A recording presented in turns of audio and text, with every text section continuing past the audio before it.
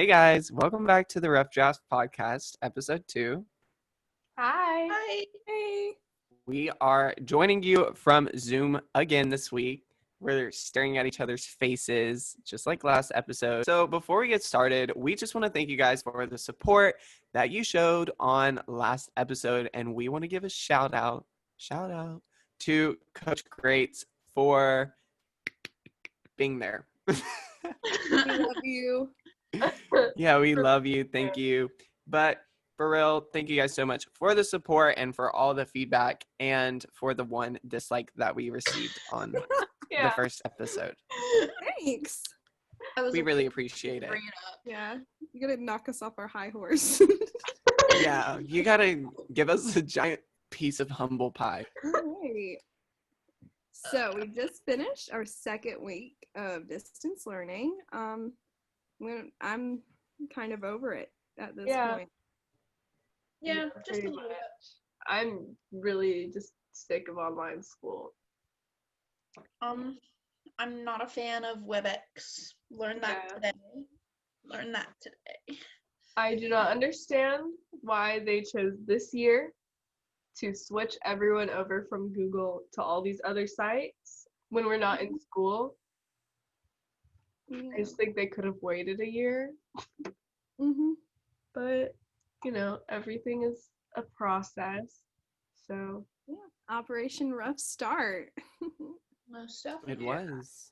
Guys, I had a really rough work day Sunday.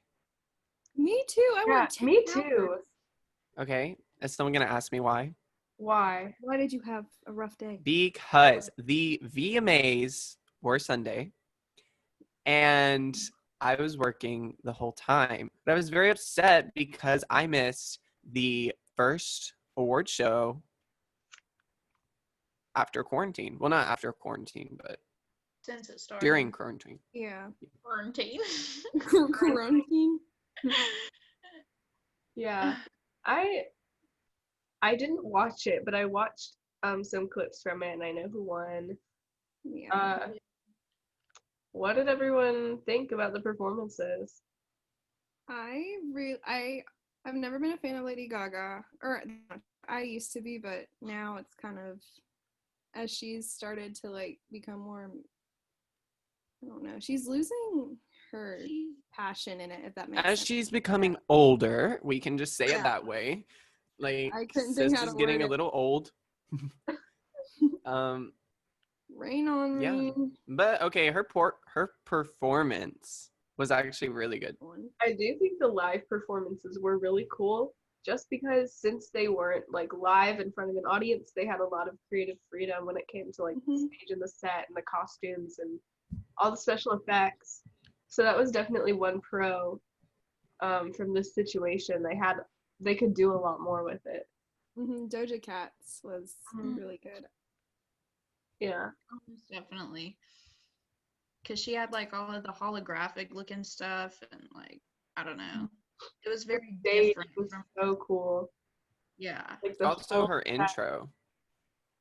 The intro of it where she's coming live from Planet Her. Oh yeah. You guys are just gonna have to go watch the performances to kind of know exactly what we're talking about. But speaking of performances, well, this really doesn't correlate, but I'm just trying to make it. So, video of the year went to Blinding Lights. How do we feel? I think that The Weeknd deserved that one just because, whenever he released After Hours, he took on, this whole character and, this persona and made all of his videos sort of correlate and just, they're very cinematic, and I think that's something that I can appreciate. Yeah. He should have won Artist of the Year, which he didn't. Lady Gaga won Artist of the Year.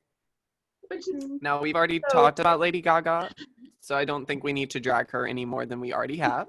I'm surprised I didn't see Harry in here at all. He got nominated for a couple of things. He was nominated for Song of the Summer. Summer. Oh. But Blackpink took that one. But also Dua Lipa was snubbed, so our British folks were kind of snubbed from the VMAs. Back to Artist of the Year though. Okay, I have to clarify this thing about Lady Gaga. I've always had a respect for Lady Gaga just because she's like so talented. Like her voice is insane, her range is insane. And like her musical abilities when it comes to like piano and everything are ridiculous. Yeah. But she just releases very mediocre music with time. Like it just gets worse as time goes on. The song of the year, Rain on Me. What? We don't have to talk about that. Yeah, we don't have kind to of. talk about the song Yeah, of we the already, year. we already trashed Lady Yeah, Gaga. it was a It was best collaboration too, right? Yeah, Yeah. Lady Gaga and Ariana Grande. Personally, I'm not a big fan of either of them, so I just didn't. I didn't really vibe with it. No, I will say for Song of the Year, Say So should have won that one. Yes. Yeah. Deja Just should have won. Or the box. Like The box, listen, the box is so annoying. But if Old Town Road won last year and like that's what we're going off of, like Yeah, that I was. feel like Say So reaches more people though, because like I don't know Yeah. anybody that listens to Say So by Doja Cat and like doesn't just want to dance. Like yeah, that's true. Speaking of more people and international fans, we have best group Mm-hmm. BTS, a K-pop group. If you guys don't know who BTS is, I feel like I don't know if they deserved it or not because they are a really popular group. But I feel like the only people who listen to BTS are like their hardcore fans. Whereas like other groups, like Blackpink was in there, I feel like everyone knows like one Blackpink song. most and if you don't, you should. Thank you. But I don't know, BTS, like I've never sat down and listened to a BTS song without it like coming on the radio or something like that. BTS definitely gets more hype than they deserve. Like I'm sorry, it's just Yeah. pop music. It just sounds like basic pop music. Yeah. A lot of pop music lacks substance. Oh Yeah. yeah. But like I understand why they won though. Like just because it's They there's How some powerful their fan base is. Yeah, and I want to be like, I'm a little upset that the 1975 didn't win Best Group, but that's just because I'm me and I love the 1975. Yeah, realistically, I know a lot of people that listen to the 1975.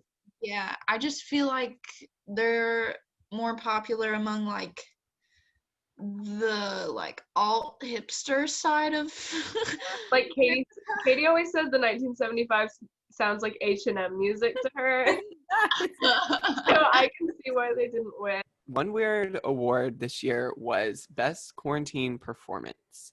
And it's so weird to think that that's even an award.